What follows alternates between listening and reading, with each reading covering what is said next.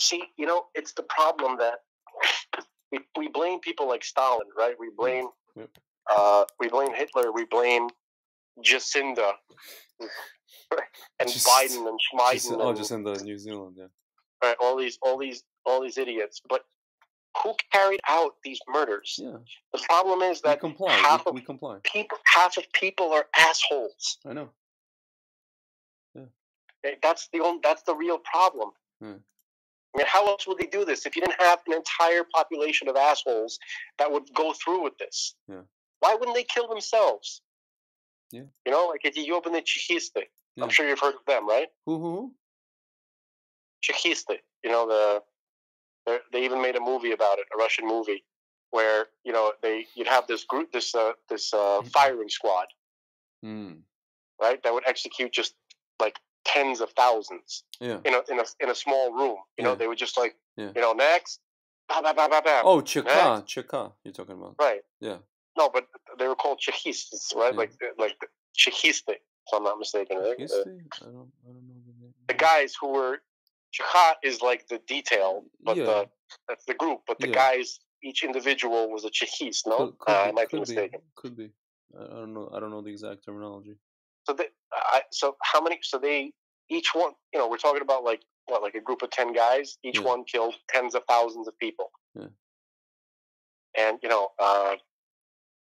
I mean, what kind of whatever? How do you deal? How do you find out who's a sack of shit? You know what I mean? You interact with them on Twitter. That's how you find out. And some of them are not even sacks of shit. They are just bots. Or actually they're not bots. I'm sorry. They are paid trolls who know how to do agitprop. That's who they are. Can I? I just wanted to make just a very straightforward point. The people who were rounded up by the Soviet schmucks. Mm-hmm. What was their? How were they able to do that? They didn't have guns. They had no way of defending themselves. Yeah. Okay. Look what's happening in Australia. Yep. Look what's happening in these places. Yeah. Venezuela's been going on for a long time. So people, get guns. Yeah. Anybody listen to this, arm up. If you don't, then it's on you. Yeah. Listen, a lot of my parents' friends, like Russian Jews, they are either completely moving to Pennsylvania or they got homes in Pennsylvania. As we say, они там сидят. They are, in direct translation, they are sitting there. Russians like to sit. Just can't. They just like to hole up somewhere. And they have guns. They don't have one. They have a few per household. And there's actually a community in Pennsylvania. I won't say the name. Apparently, there's like shuls and there's a whole frum, kind of rural community forming. Because again, you can go out there. You're out in, open space, and also you can be armed.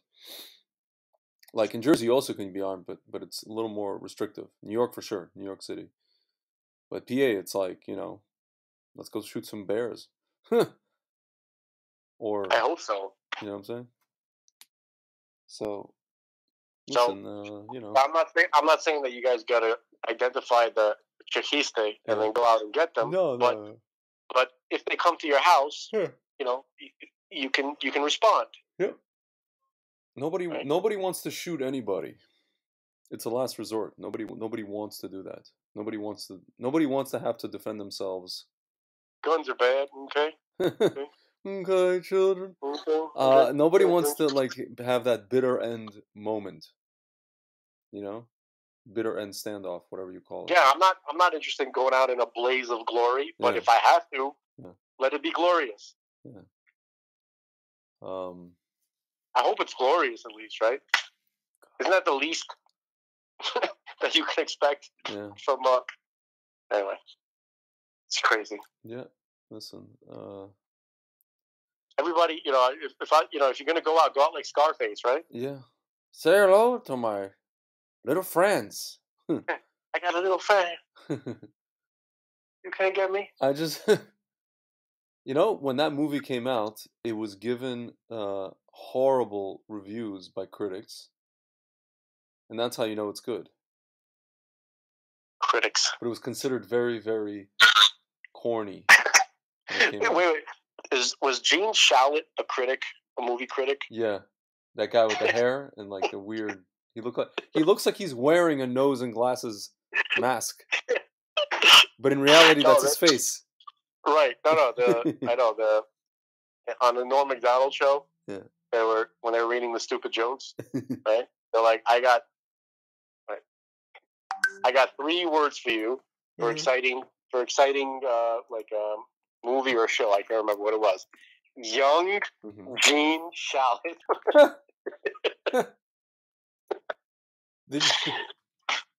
Did you ever see that cartoon on Comedy Central, the Critic? It was John Lovitz played the voice. Yes. Awesome. So there's awesome a scene, and there's a scene where his I guess his neighbor or his producer or his boss or whatever it is, the rich guy, he's talking to what he thinks is his neighbor. They're doing like a parody on Home Improvement, where like Tim always talks to the neighbor. I don't know, you can see his eyes. And Wilson, sure. Wilson, yeah. So he thinks he's talking to like a Wilson neighbor, but in reality it's just an owl on a scarecrow. Or no, it's a scarecrow, but then it's like an owl making owl noise. Like, whoo. So then he goes, and then so the owl goes. So he's talking to the thing, whatever, this inanimate object, and it goes, and the owl goes, whoo, and then he goes, my wife Ellen, and he goes, whoo, my wife Ellen. And literally, it's like they have like a time lapse for hours. He's just going back and forth with the scarecrow. Who? You're my wife, Ellen. Who? My wife, Ellen. Who? My wife. He's just going, and they show like the sun is already setting, and he's standing there. But it's already dark. He's still going. That was a great cartoon, actually. I remember that now. There's very few people funnier than Lovitz, by the way. Yeah, he's great. Lovitz. I heard. And this story made Lovitz even funnier to me than he was before. I recently heard Jim Brewer telling a story about Lovitz when they were working at SNL. So he's like, the funniest thing I've ever seen is Lovitz. One time after the show, he was walking out of the studio and he had his arms around these 2 like tall ladies, right? And he's walking by me. He stops. He looks at me. He goes, "Jealous?" The heck? And then, by the way, Brewer, awesome stories, Jim Brewer. So he was saying that because we were talking about the Joker, we were talking about Jack Nicholson. So it was one time when Jack Nicholson was hosting Saturday Night Live, and he got into the elevator with Brewer. Yeah. Brewer was already there. Yeah. And then Jack Nicholson kind of just like, he's quiet for a while, and he turns to me and he says to Brewer, "You look how I feel." Yeah. You look how I feel. Right. That's funny. I saw Jim Brewer in live once in what's that place? Hammerstein Ballroom. That was awesome because he doesn't have a show. He has he just riffs. He has a rock performance. The guy has these giant Marshall, the Marshall speakers. Yeah. And like he just, he'll go into, it's like jokes for like 5 or 10 minutes, and then like an interlude of like AC/DC, whatever, and then jokes for 5-10 minutes, and then another thing of Metallica, of him imitating that. No, I love him. And there's a band, Tenacious D. They're like, their music is better than the actual music that's out right now. Yeah. Listen, no, but he's got like a band, and they rock it. I don't know. Half the room was like high. It was very funny. He looked high. He was obviously high as a kite. It was very. No, I mean that's what he looks like. He's not. That's. No, but he was high. I mean, this may have been a long time ago, but he's not. I don't think he's like that anymore. It was like the year 2000 or something like that. 2002. Oh wow. Yeah, it was a while ago. I was in college. He's like, every 2 seconds. Exactly. Gold boy. See, like they haven't had that. Like you said, we were talking about SNL. They haven't. It hasn't been good since like I recently, you know what happened? I watched there was a clip of Gilbert Gottfried talking about how he was on the second season of SNL when they were whatever their second season. They basically like this is right before Eddie Murphy came along, and they were about to be canceled. Actually, they were not doing so well way in the beginning. So I looked at like all the different cast members of SNL throughout the years, and I realized that like there hasn't been anything good. Like the greats here. Look, yeah. So Mike Myers, 1995. Sandler left that whole crew. The Sandler, Spade, early Farley, to mid, the early Myers. to like 94. Yeah, 95. That was their last. Dana Carvey. He left 93. Hardman. I'm telling you, it's like the Joy left the world in 1994. Yeah. I wonder why. You were saying this, yeah. We were talking about like Biggie. We were talking about like all that stuff. The Rangers, the Lubavitcher Rebbe.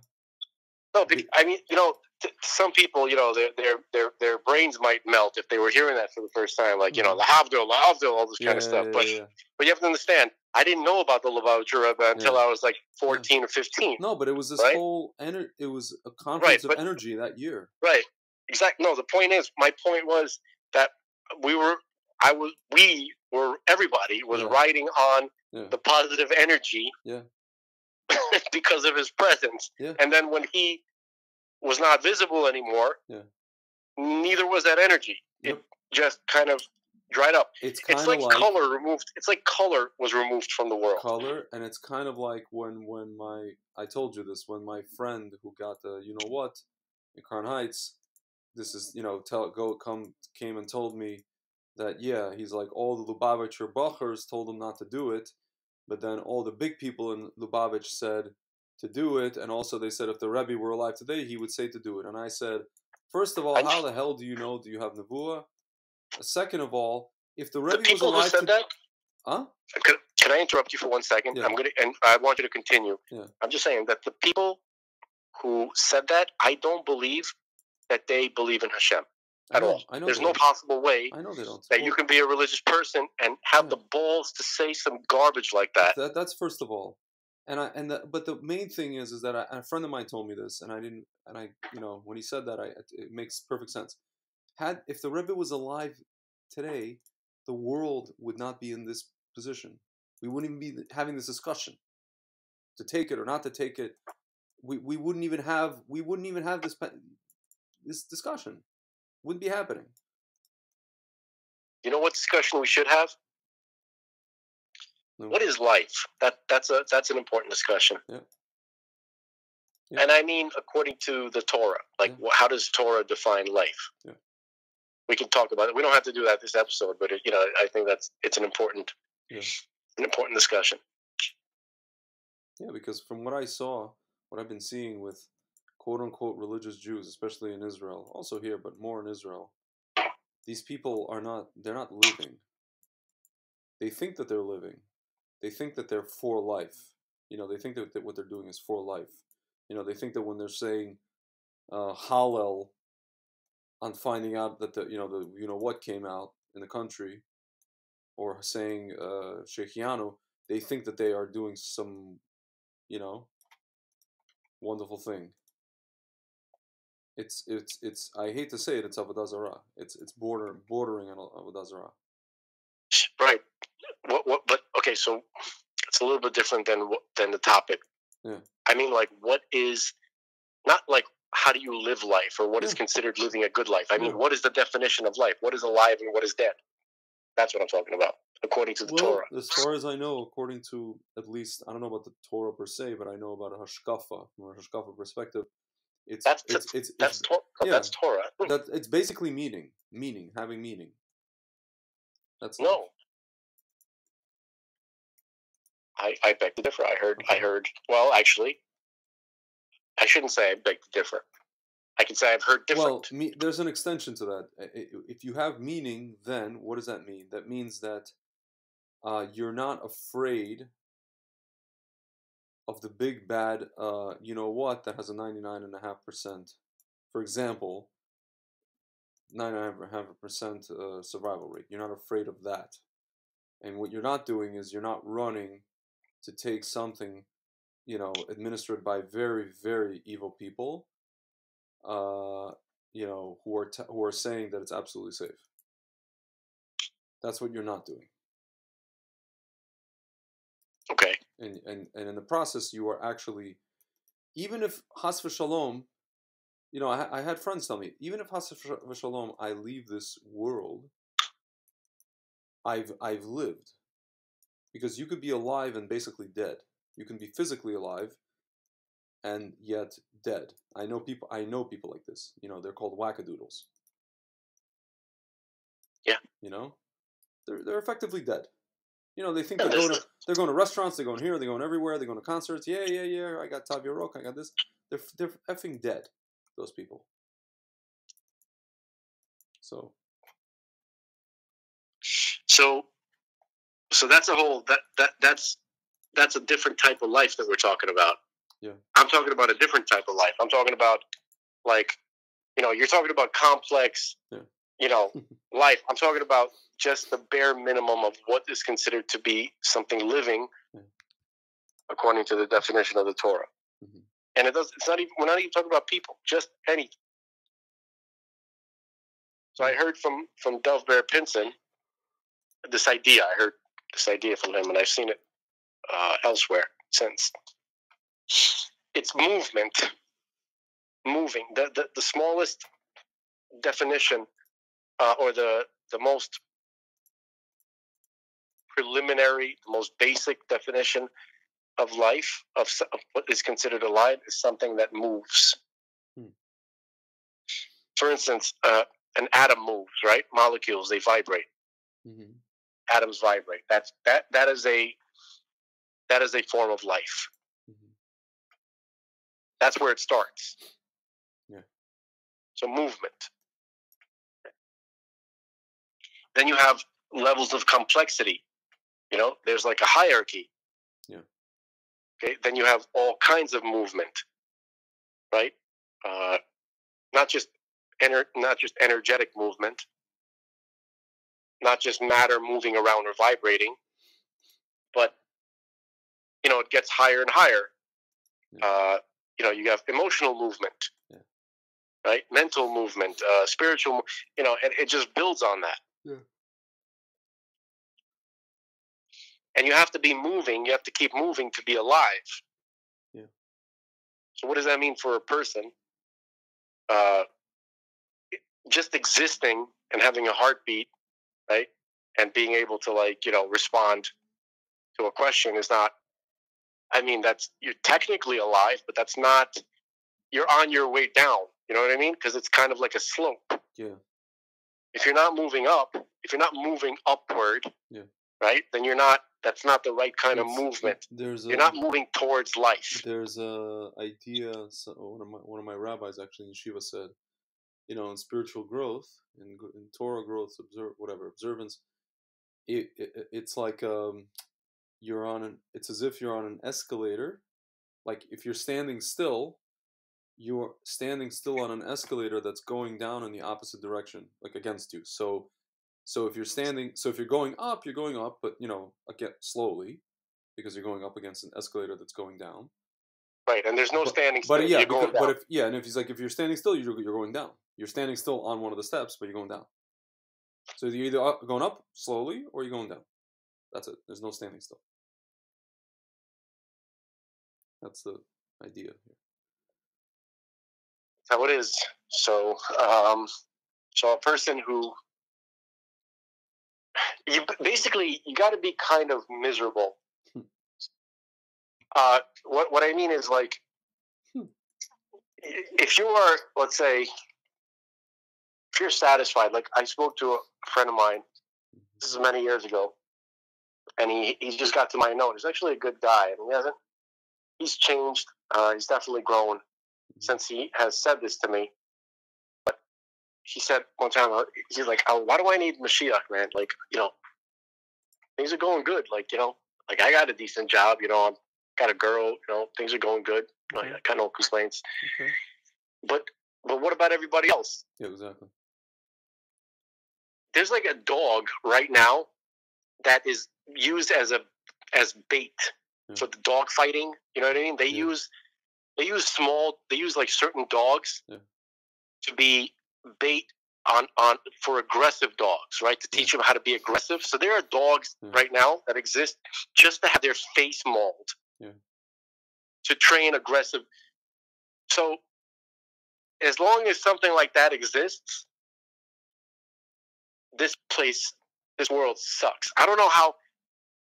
Basically, you got to be completely disconnected from anything that's actually going on in this world that's bad, right? Yeah. I'm not saying that one person can solve all the world's problems. I'm not saying that. Yeah. I'm not saying that everybody should think of every horrible thing that's going on in the world.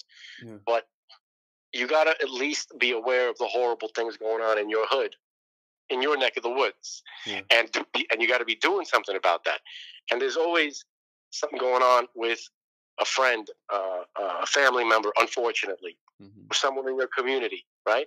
Yeah. So if you're not hooked into the suffering, right, then you're not actually living. Yeah. And that's what I mean by the misery. Okay? Yeah. If you're not aware of the miserable state of this world that we're in, then you're not alive. You're on the escalator down. You know, like whatever it is. I don't know. What is that? The blue pill? You know, what do you like? You're just trying to be like Cypher, right? From ignorance is bliss. You know, the steak doesn't taste like anything, but the steak is not real, but it tastes fantastic. Right. It's the experience of it. Yeah.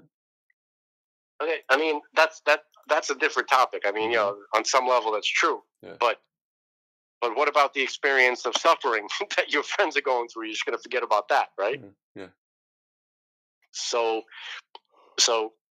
that's why I mean, to me, that's why Mashiach has to come. And I think we've spoken about this. Is like you speak to certain scholarly people, and they're like, "Well, no, that's not we have to transcend that kind of thing. Mashiach needs to come for all sorts of lofty reasons, you know, not just simply because we want pain to stop or we want suffering to end." Really? Yeah. No, I actually don't think that's true. I think that for anybody to be able to even begin thinking about all these wonderful lofty concepts and dveikut, cleaving to God, and basking in the ray of the Shekhinah, with the crowns of glory on your all these metaphorical, allegorical ideas, whatever they actually mean, right? Yeah. You got to be not miserable.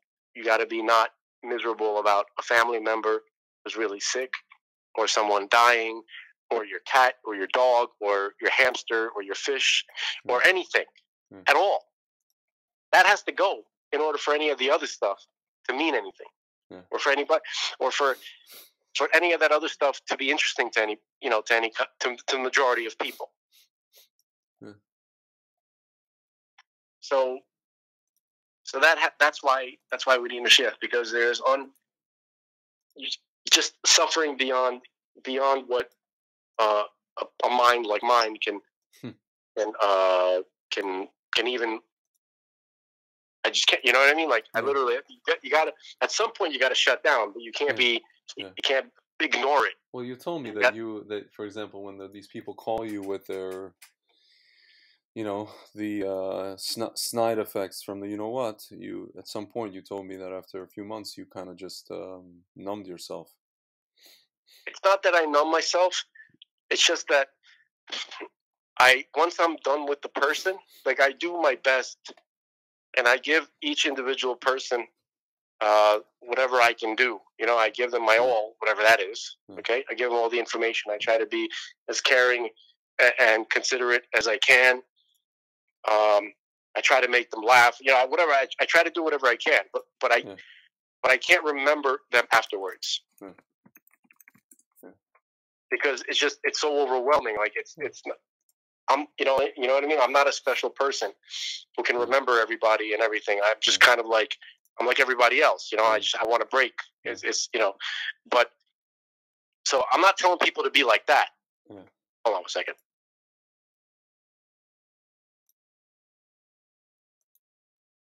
Yep. I'm sorry, man. I just need to take a sip of water. Oh my goodness. Okay. So, my bad. So I was like, just jump in yeah, the pool just try to create a dramatic moment, right? No, I just need a sip of water. So, yeah, I'm just saying that, like, so that's if you're not kind of if you're not hooked into what's going on in the world to some extent, and you're not doing what you are able to do, like locally, like in your sphere of influence, right? Then you're not alive. There's plenty of times that I'm not alive. Yeah. I got my ups and downs. Yeah. But I know when I'm not alive, and I know when I'm living. Yeah. I can tell. Yeah. So, but why did I wanted to get into this thing about life? Because Manus Friedman, actually, I'm going to channel Manus Friedman right now. So he says right on this topic, like, what is life? Because he gets the question a lot. Is there life after death? Mm-hmm. He's like, what a ridiculous question. Yeah. Of course not. Yeah. Life remains alive, and what was dead remains dead. Yeah. So what does that mean? That means that a person has never been dead. A person has always been alive and is always alive. Because the living part of you, that's what people call the soul or your consciousness. That never dies. That continues forever. Yeah. That is life itself. What's living lives. And what was dead remains dead. Yeah. So that's what, and the body, right? Because what is the body, right? It's interesting. I've been developing a metaphor, which so far every person I've said it to hates, and I don't expect it to be different, but I'm going to do it anyway because I'm working on it. So a soul, right, is an energetic entity. Okay, that's not very descriptive. I understand that's not much, but it is an energetic, intelligent entity, far more intelligent than what we have access to. Yeah. Like actually infinitely more. So what is the body? The body is it's a filter, it's a receiver and a filter for the soul, right? Yeah. But, well, namely the brain. But so that's literally what it is. But the metaphor is something else. All right. So picture a tornado. That's that is a moving energy, right? Yeah. And that energy, it's a very simple type of energy. It's a kinetic spiral.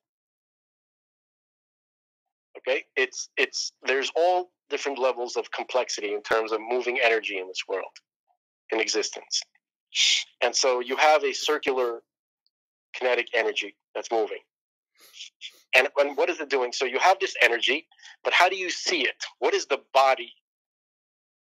So the energy is the soul of the tornado, but what's the body? The body is all the material that it sucks up into itself, right? Yeah. So while it's operating, it absorbs. You see like pickup trucks and cows and barns and all sorts of things. I'm using those things because unfortunately that's where most of these tornadoes they roll through these rural areas, right? Yeah. Instead of going to Portland or Washington D.C. Yeah. That's another thing that's heartbreaking. Doesn't make any sense to me. But yeah, right. No, well, they had that earthquake in Washington D.C. Remember that? No. They had remember in 2011 they had an earthquake. No, I don't remember that. In 2011, here, hold on. Even Rabbi Wallerstein spoke about it. Why? Because Yeah, here you go. On August 23rd, 2011, a magnitude 5.8. 1 second. 5.8 earthquake hit the Piedmont region of the U.S. state of Virginia at 1:51 p.m. So it was, yeah, I remember it was in the middle of the afternoon. Actually, I was in Israel, so it was like in the evening. The epicenter in Louisa County, northwest of Richmond. So basically, it went through like D.C. It went a little bit up to Jersey, and all the way, and it was actually felt in New York.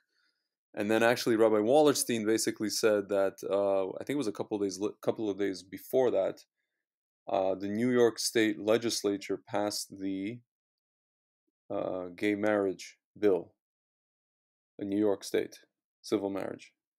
And you know who was the deciding vote? It was this conservative Jewish guy. Glad. Yeah. And he spoke to a Mekubal, Rabbi Wallerstein, and he goes, it was a 5.8 earthquake. He said Hashem rearranged. It was supposed to be an 8.5. Hashem rearranged put the 5 before the 8. Out of like Rachamim. So yeah, so there was an earthquake that went through DC, and everybody was like, "Damn it!" Like, you know, the Capitol is still standing. The White House is still. All the buildings are still standing. Here, see, they're showing a map. Let's see. Yeah, there you go. Aftershock that woke many residents in Northern Virginia and Washington, D.C. was felt as far away as New England, Georgia, and Illinois. Yeah, there you go. Washington, hold on, Virginia, here you go. The White House, the Capitol, and various other buildings were evacuated. Afternoon traffic rush was affected, with some traffic lights inoperative, and the Washington Metro system trains were operating at reduced speeds while tracks and tunnels were inspected. District of Columbia Public Schools were shut down the day after while inspections of schools were conducted.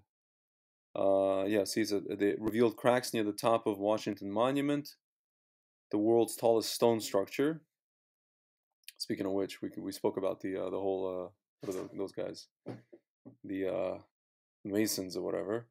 Earthquake severely damaged three of the. Yeah, four, but I'm not a I'm not a critic of the Masons. Yeah. No, I know. not I'm the just original, saying not the original Masons. Yeah.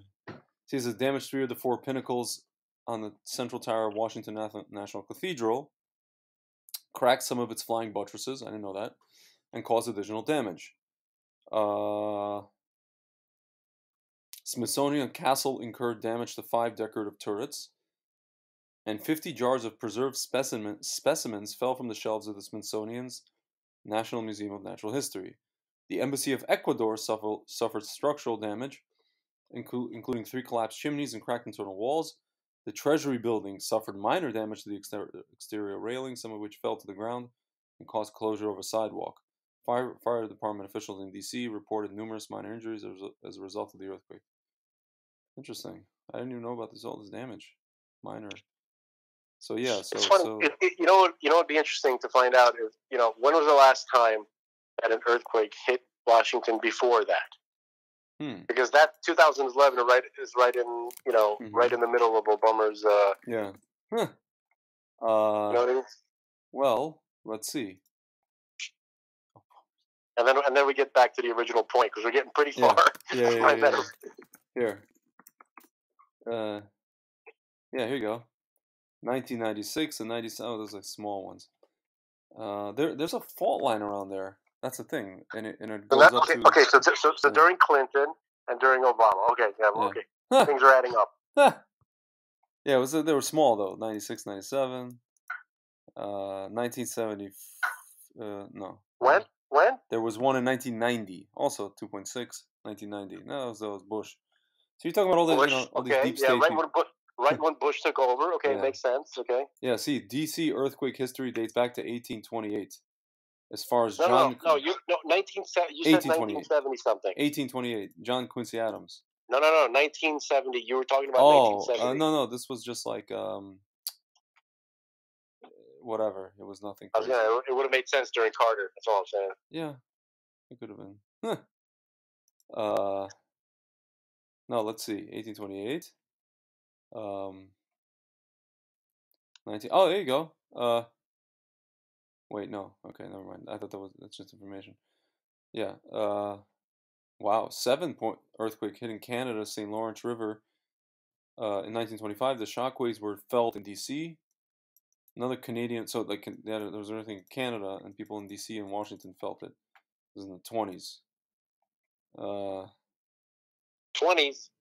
Wilson, that scumbag. That makes sense. That's their man. That's their guru. Yeah, you know, that's Wilson and the FDR, the two clowns. FDR was a freaking anti-Semite.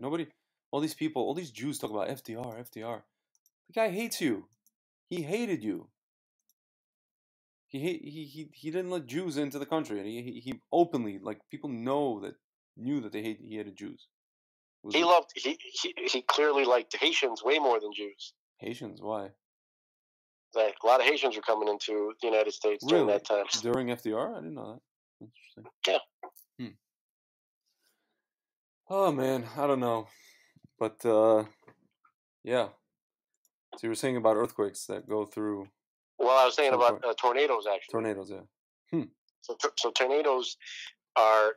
It's a very kind of simple type of energy that moves in a circular fashion. Okay, it's an energy programmed to move in a circle. Okay, but that's the energy is the soul of it. Okay, and the body of it is debris that it picks up along the way, right? Mad dust and like planks of wood, and cows, and and tractors and all that kind of stuff, right? That's what's flying around. So that would be the body. So basically, you have this energy that grabs this debris, right? This like let's say mostly dust, right? The dust is just dust. It's dry. That is not alive. The dust is not alive, basically.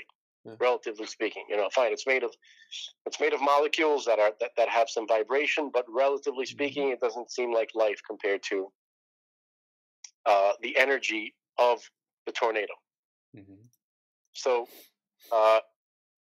what we are, people, right, or living animals, creatures, right, are extremely complex energies that move on many dimensions, much more, obviously, infinitely more complex than a tornado. Yeah. And we are extremely sophisticated with the way we interact with dead material, meaning our bodies. Right? Our bodies are it's made of the stuff. It's made of water and some carbon and a bunch of minerals. That's what we're made out of. There's nothing else going on. Right? So our consciousness, our soul, is so insanely sophisticated that it can take all this material that it finds here and maneuver it and manipulate it in the way that that if you were to look to see what's going on inside our bodies, so that's not happening on its own. That's the nefesh doing that willingly. You understand? Like there's a whole part of your soul, of your consciousness, that you are not aware of, that is doing the lion's share of the living. The bodily stuff. Yeah, that's not happening on its own. Like we're doing that somehow. We're just not. We don't have access to the part of ourselves that is busy with all that. Yeah. Okay. Yeah. So it's like So basically, we're very, very, very, very sophisticated tornadoes. Yeah. You know what I mean? Is that like? Do you see the metaphor, or is it crappy? Yeah. No. I know. I see it. Should I dump the metaphor? No, you should keep it. Okay, so that's we're starting to get a little bit more of what life is. Okay, so what's living is alive, and what's dead goes back to being dead. So why does life interact with dead material, like our bodies, right? Like why do we, our consciousnesses, our souls, why are we involved in using this particular material to create this vehicle for ourselves? Why so complex? What's going on inside? Why does it need to be this way? So it has to do with elevating sparks. It has to do with processing the material itself. Yeah. Okay. You ever? I'm sure you've heard Rabbi Kessin talk about zikach, right? Removing the zuhama, right? Yeah. Right. Purifying matter. Yeah. Right. That's what's going on right now. Yeah. That's what we're doing. That's what your consciousness is doing. Yeah. So the matter that your body is made out of is a special matter. It's not like every little bit of carbon, every mineral, every metal that your body is made out of and it's using, that was not random. You were meant to interact with that bit of dead matter, because what is this dead matter? It's the destroyed fragments of the world of Tohu. Mm-hmm. So this material that we're working with here, right, the physical material, is actually comes from the highest levels, from the highest spiritual heights, far beyond anything that we can imagine, from the world of Tohu, from the Shvira to Kalim. Yeah. So by interacting with this material, we're extracting the life that was trapped in it. Okay, and everything that we're made out of is primarily the material that we're working with, that we're elevating, is the stuff that our body is made out of. Not just the stuff that we use, not just the wool from the talit or the leather from the tefillin, right? Yeah. It's the stuff our body is made out of. I mean, you are paired with this dust, which you call a body, right? For a reason.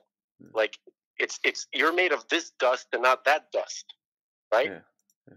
So your soul, anyway. So that's what this is. So again, life lives, and then what is comparatively dead goes back to to being what it was.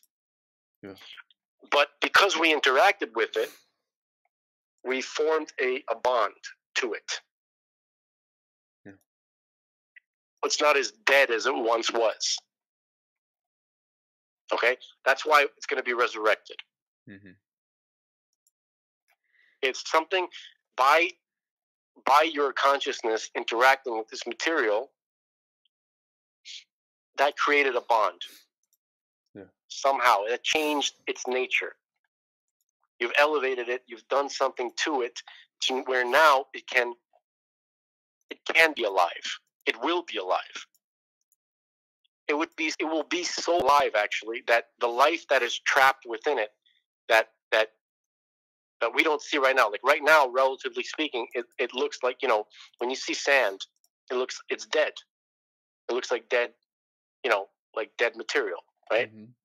It's frozen matter. It's like the most unmoving thing that you can, that you can have an experience with, even though it has a molecular vibration. Yeah. If it didn't have a molecular vibration, you wouldn't even see it. It wouldn't even. That's how God keeps it, like, existing. That's how, that's why it's part of the creation in the first place. It has that minimum. Everything has that bare minimum for it to even exist. Yeah. Because remember, God creates by vibration. Yeah. He speaks, right? Mm-hmm. Everything. The world exists by God's word, right? Like the 10 sayings of creation, right? Mm-hmm. So he keeps saying that over and over. Without God constantly speaking the world into being. So whatever, that's related to vibration. Okay, but there's more life in it. In fact, there's life trapped in that seemingly dead matter beyond, that's even higher than our souls. And when the resurrection happens, the job will flip. Yeah. Whereas we give life to this dead matter, to this frozen matter, right? Mm-hmm. Yeah. It's going to be the opposite after the resurrection. It'll be the body that now has its potential released. Mm-hmm. That will be giving life to our souls. Yeah. So it'd be the exact opposite. It's pretty bizarre, but that's what it says. Mm-hmm. This isn't my stuff, man. This is straight Kabbalah. Yeah. So, but so why did I get into this whole thing? So what happens? What happens when a person decides to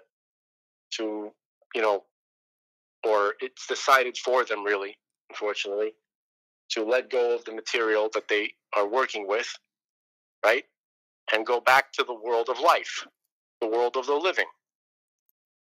That's the world of souls. That's where souls are, right? Yeah. When the soul stops working with the material that it's working with here, which we call a body, it goes back to the world of the living. Yeah. See, the world that we're in right now is not the world of the living. Correct.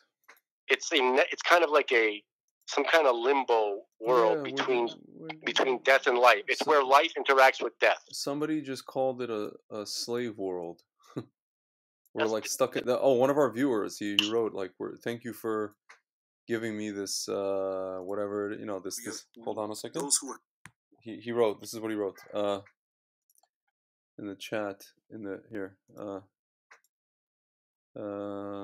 he wrote the following. I'm trying to find it. Is this on YouTube? Yeah, there was one of the viewers on the previous video. He basically wrote like, thank you for giving me X, Y, and Z to get through this like slave world, like prison planet, basically is what he's trying to say, Yeah. That's essentially, our friend Mr. Jones has, that's his website called Prison Planet. Prison Planet, he's right. We come, I'm telling you, man, like since I'm a kid, I'm just like, I remember like we came to America and they're like, okay, and all I heard was like, I'm in school, and like since I can remember, people are asking you this idiotic question, what do you want to be when you grow up? And I'm like, I have no freaking clue. Well, you have to know, and you don't have much time to figure that out. And by the time you get to X, Y, and Z, whatever grade or college or whatever, by the time you leave, you have to know. You must. And if you don't, like, you're screwed. And I'm just like, did I ask for any of this?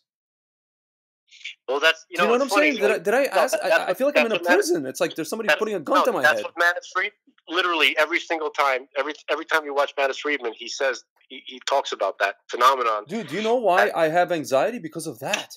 I'm a generally chilled out, kind of relaxed guy, but I've had anxiety for like, I don't know, half of my life, depending on the situation, because of that very thing. Because I feel like somebody's put a gun to my head my entire life since I'm a kid for me to figure out what I'm supposed to be fucking doing here. Pardon my language. No, we gotta have like a separate conversation about this topic because there's a lot to say about it. It's a prison. You feel like you're in jail. Do you understand what I'm saying? Yeah. No. Well, so just to quickly, like, Manus Friedman, he has this generic conversation. Yeah. Not generic, but a conversation he often has with young people, where, before, your grandfather used to tell you, get up. Why? Because we have to work. Why? Yeah. Because we have to get the harvest. Why? Because we'll die otherwise. Yeah. Okay, Yeah. So before, everything was about not dying. Yeah. Yeah. Nobody had to. It was actually easier because you knew what you had to do. Yeah, well, in some ways, yeah, you knew what you had to do in that sense. Psychologically easier. Right. So the reason why the frum community is not able to cope with their kids in this generation is because there's a brand new phenomenon, a brand new type of person. Yeah. And it's not we're a new type of people where doing things to not die is not enough for us. Yeah, we're trying to keep up with some fictional Joneses. Well, I don't know what. Fictional sources. No, that's not what he says. Okay. He says that this generation is already hooked into the idea of the point of everything, because the way that people have lived their lives, the motivation that keeps people going throughout the day was just simply to not die, right? Or to not die in the least, to try not to die in the most comfortable way. Yeah. That's how life was, and it's understandable, right?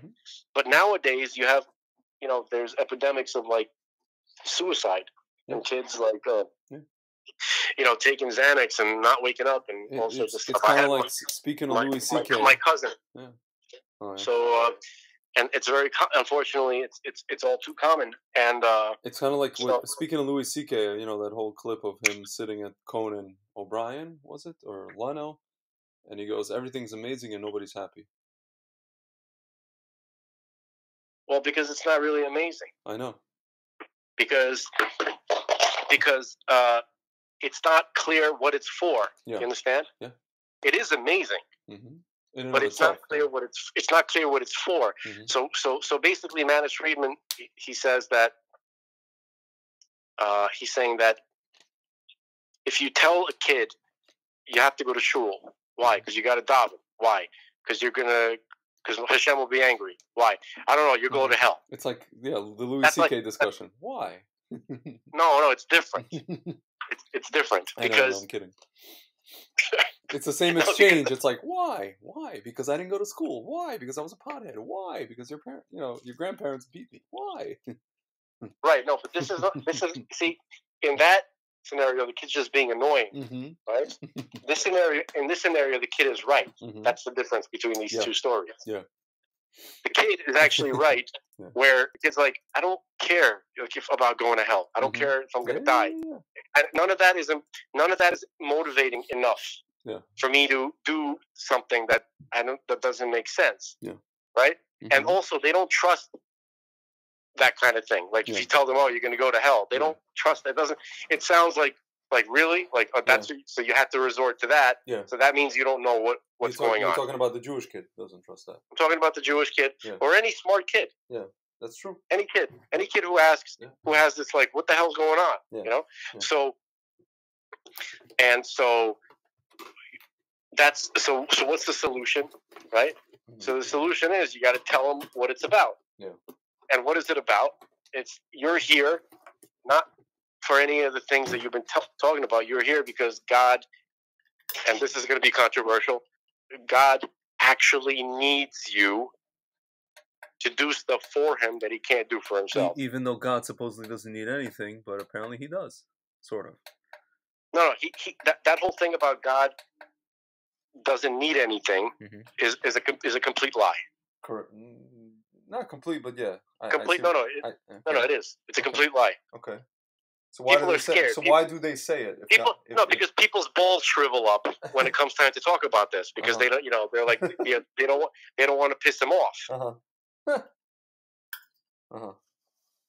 When it comes down to it, people are like, no, God's not like that. He's not a big bully. He's not a big tyrant. Yeah. But when it comes to actually, when it comes to speaking MS, they're like, ooh. They're like, oh, they expect the bully, right? They expect the lightning strike. From the whole Musar movement. They're the whole like kind of. Well, I don't even know if that's true. I think the Musar movement, in its original form, had more to say about this. I think that correct. I think the stuff that we're getting, right? That's actually called and called that. It's like the residue of all that thing. It might be, yeah. So it's a faint sorry excuse for whatever. Not from everybody, but I would say that some of the things that it's hard to say something like that without pointing out from the Kirov world, let's say. Yeah, I mean, when you're hanging around, not when you're speaking to a rabbi who could actually explain it clearly to you, right? But when you're hanging around and you hear stuff. Yeah. Yeah. Right. That's where you pick up most of your ideas, unfortunately. Yeah. Right.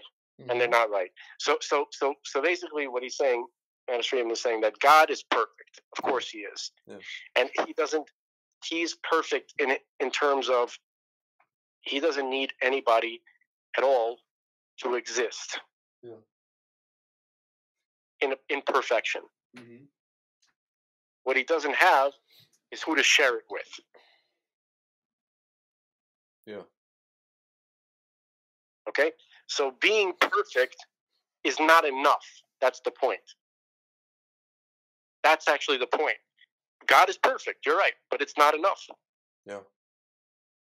And that's why he created the other, that would be us. Do you remember, do you remember, I hate to on a tangent, remember when we were kids, speaking of WWF, remember Mr. Perfect? Yeah.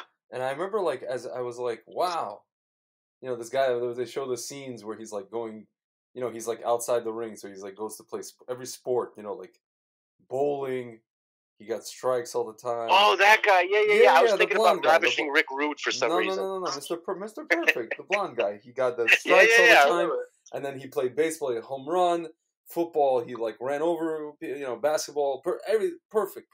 It's funny, now they have, like, that YouTube thing, you know, Guy Perfect or whatever, you know, those guys that, like, do trick shots on YouTube, whatever. Yeah. They're called something perfect, Dude Perfect or something like that. So I was always wondering, like, okay, so you're perfect. You did stuff perfect. Now what? Exactly. That's exactly right. And I'm like, wow. And then I always thought, you know what's funny? This is kind of like messed up, or I guess maybe not. I always thought that, like, because of that, I was like, wow, so, like, non-Jews are, like, perfect. I was like, wow, it's true. They look like and a lot of times they look perfect. They look like they're like perfect. They're like flawless. They're always trying to, like, you know. Yeah. Like, you go on Instagram, they're like, living my best life. It really seems perfect. It really seems like there's different spheres of life. Yeah. Right. Yeah. In terms of difficulty of just functioning on a day-to-day basis. Yeah. And it really seems that of course not every Gentile, but a lot that there are certain Gentiles, right, that seem to just have this really just flowy life. I know, dude. They're gorgeous. Dude, can I tell you something? Everything, their house is clean. Everything's always somehow. Yeah. It's no, I mean that's cool. It's just like it's so not me. It's so. Dude, when I was in junior high school, I remember this one time I'm sitting with a non-Jewish friend of mine. And he was saying something to me, and I was like, I go to him, what are you, perfect? He's like, more perfect than you. And I'm like, what the flip? What does that even mean? He's like, no, but I'm more perfect than you. I'm like, okay, that makes no sense. Not grammatically, not philosophically, not in any way. Although we are going to touch upon that idea of making things more perfect, because that's actually the job of Mashiach ben David, but we'll get to that later. So if we have time. But so